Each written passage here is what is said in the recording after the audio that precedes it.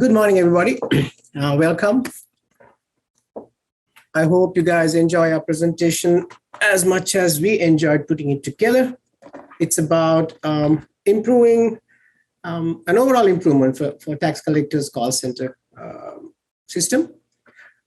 Our team consists of Ruben Lopez, Department of Parks and Recreation, Araceli Muñoz, Department of Auditor-Controller, Don Miranda, Child Support Services Department, and I am Shaul Mihlar, Internal Services Department, also known as SHA. A quick rundown on the roadmap of what you guys are going to see going forward. It's a general overview of Treasury and tax collectors' property tax collection process.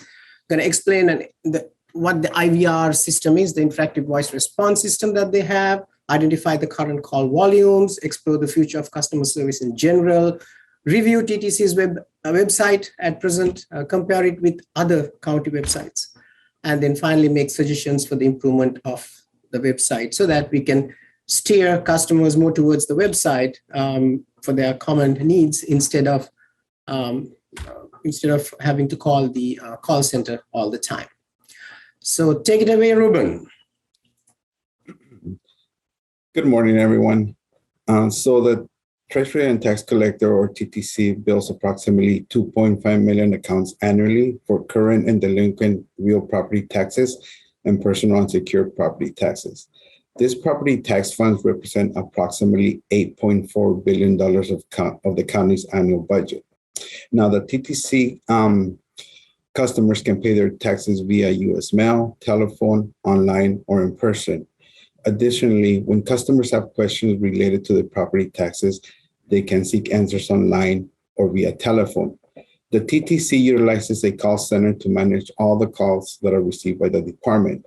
This call center currently has an average rating of 1.5 stars out of a possible 5 stars on Google. And the comments associated with these low ratings are usually related to long wait times, calls being dropped, voice messages not returned, and or too many prompts to reach an agent. Customers have also noted frustration and issues with the department's website as a means of making payments or retrieving information. So our initial project goal was to analyze the TTC call center and develop a plan to design a more robust, user-friendly, efficient, and effective call center. However, as the analysis progressed and new information and data was found, the objective shifted.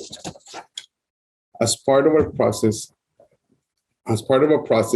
and to better understand the call center operation, we conducted interviews with the department's director, Mr. Keith Knox, the TTC manager in charge of the call center, and a representative from the vendor who provides and manages the call center equipment and infrastructure. Additionally, we navigated TTC's website and the websites from neighboring counties. We navigated these websites from a customer's point of view and found that the websites from the other counties are more user-friendly and their information is more readily available. It was after conducting these interviews and after comparing the websites that the focus of our project changed and the objective shifted to providing recommendations for improving customer service as a whole and not just concentrating or focusing on the call center. By making improvements to the website and increasing its utilization by customers, TTC will decrease the number of calls that are made to the call center and thus reduce the number of unsatisfied customers, as wait times will decrease and it'll be easier for them to reach agents. Why is this important? This matters because as stewards of the communities, the county should always strive for providing superior customer service. I'll hand it over to Shaul now, who will go over the IVR. Thank you, Ruben. So TTC had their call center system upgraded about 5 years ago with the IVR interactive voice response system with AT&T as the line providers and Lumen, a subcontractor who provided the entire infrastructure for the IVR system and the call center system. Of course, TTC provides the call agents that ultimately answer the calls to the customers. So what is this IVR system? Having your own interactive voice response IVR system has become a prime necessity in today's competitive business scenarios. Not only it gives your business an edge, but it also reflects that providing a quality customer service is your top priority. But to utilize an IVR service to the best of its abilities, you need to be fully aware of what it offers and how you can integrate its capabilities into your business. IVR, in the most simple terms, is a technology that automates the telephony system. It responds to the incoming calls automatically and interacts with the callers through automated voice messages. This communication takes place with the help of numeric inputs entered by the caller. From the caller's end, the IVR system greets the caller by playing an automated welcome message, the greeting message that includes the name of the company along with a list of IVR menu options. These IVR options are customized as per company customer service needs, and if they need to talk to an agent, then they can press one of the options and go directly to an agent. At the back end, of course, it sounds very simple from the front end, but at the back end, there is a combination of technologies to facilitate the smooth functioning of the IVR system. This includes computer telephony integration, which is also known as CTI technology, to computerize their calls. Instead of calls being received on a traditional landline set, the calls are received, forwarded, or dialed on computers. What IVR offers? Well, one of the key things that an IVR system offers is process automation, cost reduction, customer data and analysis recording. This is key because it can record the calls, provide insight of conversations for improvements of services in the future. You can analyze the data, find out how many drop calls, why did it drop, was the agent's quality of service on the phone with the customer, was that of quality, what needs to be changed, etc. That's basically a general idea of the IVR system that is in play at TTC right now. I would hand it over to Dawn now to continue the presentation. Thanks, Shah. Good morning, everyone. As you can see, the IVR system is very complex, and every effort was made to have this system address the needs of the customers. Yet TTC has a low call center customer rating. Customers indicated drop calls, long wait times, voice messages not returned, and a slew of prompts to speak to an agent if you do. On the next slide, you will see the share call volume received by TTC's call center. As mentioned by Ruben earlier, the focus of our project shifted from TTC's call center to other means of providing customer service after seeing how overly taxed TTC's call center is in light of only having one supervisor and 12 agents to answer the phones. TTC received over 446,000 incoming calls in fiscal year 21 to 22. Due to the pandemic, calls made to the call center increased by over 80,000 additional calls from 2019, and calls answered by the agents decreased to 19%. Many of these 446,000 calls were for matters that could have easily been resolved if the caller used the website. Any hopes of improving customer service needs to incorporate enhancements to digital service delivery that will provide the public with what they need.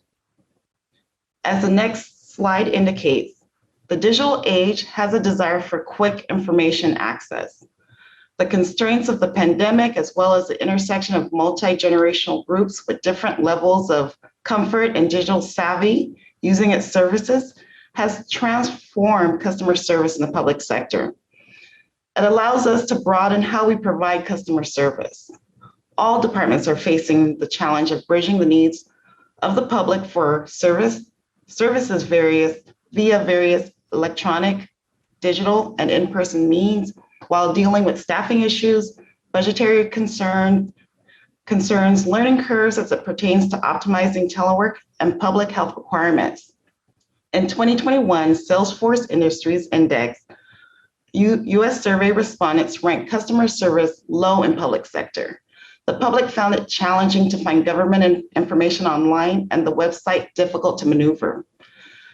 The general public has become more accustomed to interacting through virtual means, and now we, meaning all county departments, must provide them with reliable, quick digital service delivery. Now, Araceli will speak to you about TTC's web design and challenges we encountered as we interacted with their website. Thank you, Dawn. Good morning, everyone. I will be discussing TTC's website. So as noted earlier, TTC management mentioned that the majority of the inquiries they receive through their call center could have been addressed via the department's website. For example, requesting payment status, requesting a copy of the property tax bill. So with that said, we decided to take a look at TTC's website to see how this information is made available to the public. You'll note that TTC's landing page is simple, colorful, and provides easy access to various options, which include the option to pay your property tax, view payment history, and request a copy of your property tax bill. We selected the first three options to note some observations of each. This page allows the user to pay for their property taxes via e-check or using their credit debit card. However, the user has to navigate at least 3 pages before landing on this page. The prior pages provide instructions for submitting a payment, which includes a 3.5-minute video on how to do it. There's also a terms of use page and other pages. All of these pages were noted to have been very busy and contained a lot of information. This payment page requires that the user enter their AIN, or their assessor identification number, which is a 10-digit number assigned to each piece of real property. If the user does not have their AIN, a link is provided to the right, identified by the yellow arrow, to search for the AIN. We initially did not know this link existed until a TTC employee pointed it out for us. The search link redirects the user to the assessor's portal to search for your AIN. Once the AIN is obtained, the user needs to come back to this page and enter the information to proceed. We noted the AIN is required to perform all 3 functions reviewed. However, the AIN search capability is only available here and only available after having navigated through all the other pages, as noted earlier. In addition, a PIN or personal identification number is required to make a payment. The PIN is found on the taxpayer's bill. If a taxpayer does not have their bill, they need to email or call TTC to request a copy of the bill. Once TTC receives the request, TTC will mail the taxpayer a copy of their bill, which can take several days for it to arrive. For security purposes, TTC indicated they do not provide the PIN via phone, email, or fax. The next slide shows the payment history page.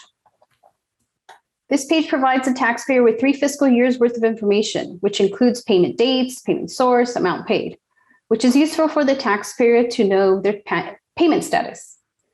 You'll note that the AIN and PIN are required to obtain payment history information, and it would be helpful to add a link to search for one's AIN.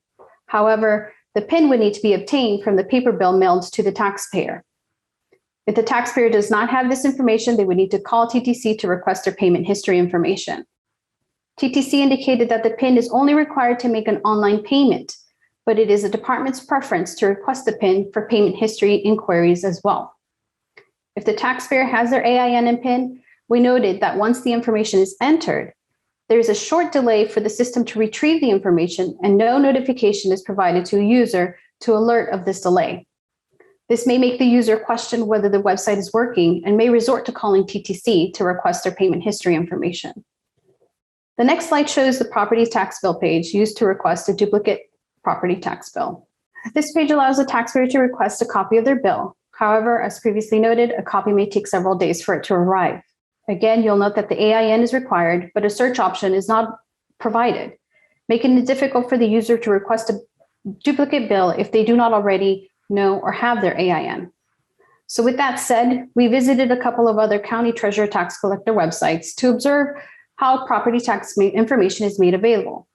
We visited the websites for San Bernardino County, Sacramento County, Orange County, and Santa Clara County. And we noted the following observations. First, we noted that each of the 4 county websites visited immediately provide a parcel number or AIN search option to begin the payment or history inquiry process. This makes it easy for the user who does not have their property tax bill readily available to obtain their AIN or parcel number. We also noted that a PIN is not required for any of the county websites visited to view payment history or make a payment. The user simply searches for their property address and clicks on the respective links to continue the process. The other thing we noted was that you can immediately download a copy of your property tax bill from the website.